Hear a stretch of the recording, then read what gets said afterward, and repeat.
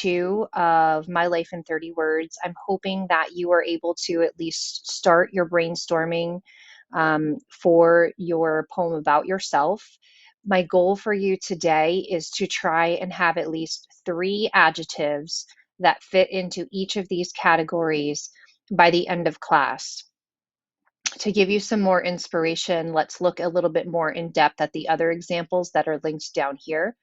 So this first one is sports related, and it reads, I am a basketball and soccer player that enjoys music, drawing, sunflowers, butterflies, and hanging out with friends.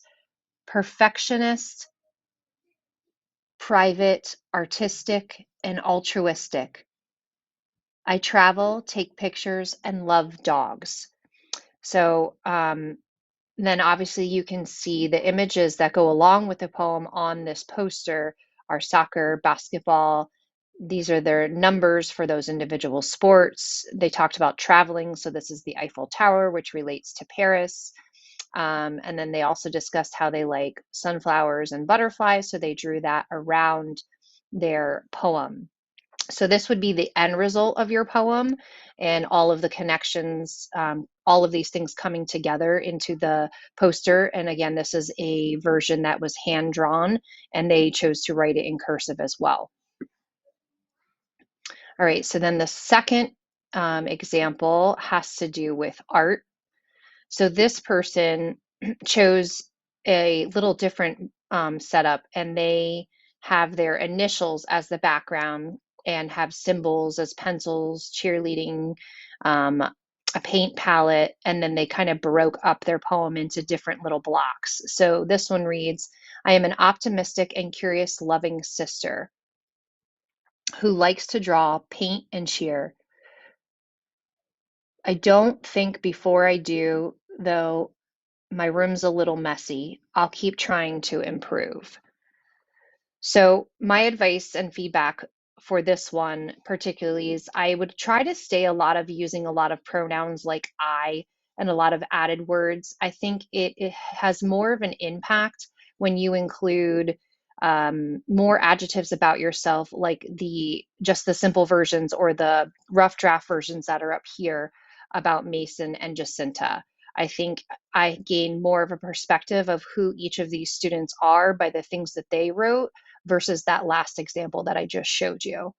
And then the final example is a person who is into singing and acting. This person chose to draw the microphone.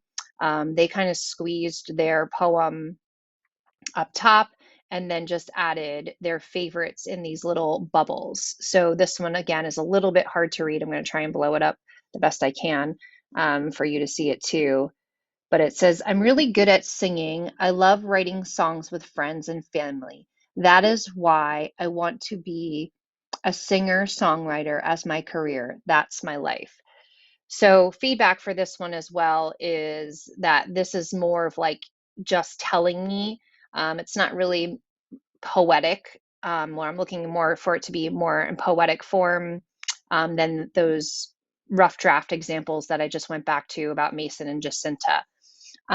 So these are examples. It doesn't mean that they're necessarily great examples that would receive 100%, but it just gives you an idea of how people chose to show their creativity in their poems. Absolutely, they are all 3 very beautiful and creative, and I love, the ideas that these students came up with, and they obviously not one of them looks the same as the other, so that's good. But the actual poem part, I would like it to be more modeling one of these two and avoiding too many pronouns and giving me more adjectives and things that tell me about you and who you are and what you love and the things that you do outside of school, inside of school, etc.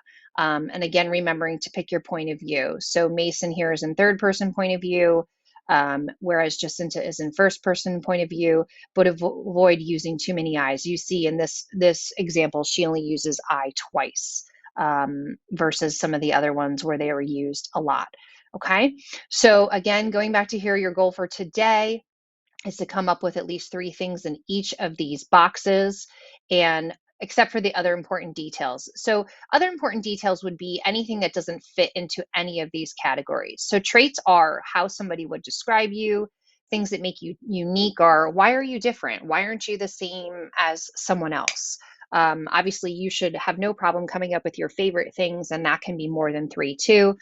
Hobbies, I mean, if you don't really do anything outside of school, just think about the things that you like to spend time doing. It doesn't necessarily mean that it has to be something that you do over and over again every week, or you go to a, you practice something every single week. It could be something that you did in the past that inspires you to be who you are today.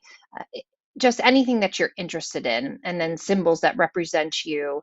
It could be colors, it could be um, anything, a zodiac sign. It could be a picture of um, of an object that you hold dear to yourself. Just think about who you are. Maybe just even um, take a few minutes when you get home and sit in your room and look around your room and think about the things that make up you and what's there and what you have that you've collected over time.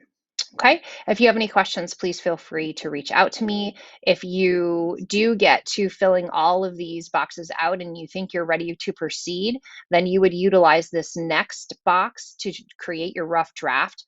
Just remember that one word is only placed in every box. So, for example, if I was using um, Jacinta, I would say so this would be I, this would be am, this would be a, this would be Spanish. Okay, so literally one word per box because it is only 30 words. If it's a hyphenated word, it counts as one box, not two. All right, so hopefully this is helpful and you guys are on your way to creating your poem. Thanks.